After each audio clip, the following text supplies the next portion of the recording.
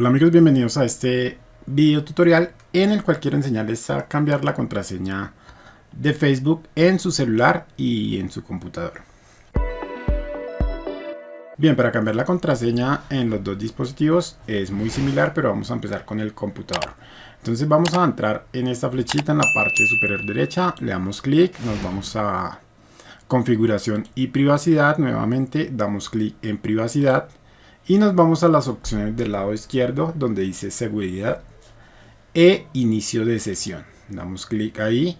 Ahora simplemente vamos a buscar la opción o el recuadro donde dice inicio de sesión. Simplemente damos clic en cambiar contraseña.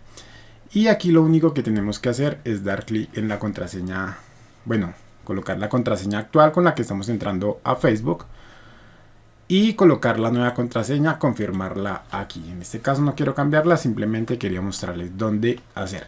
Por último le van a dar clic en guardar cambios y le dan clic en siguiente. Entonces les saldrá una opción donde les recomienda cerrar todas las sesiones de Facebook en llegado caso que ustedes hayan perdido un dispositivo o piensen que hayan dejado una cuenta de Facebook abierta en otro lado.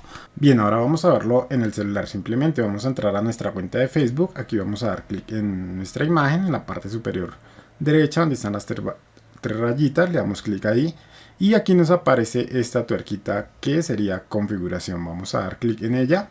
Si no les aparece, van a buscar la opción configuración y nuevamente configuración. Aquí igual vamos a buscar la opción seguridad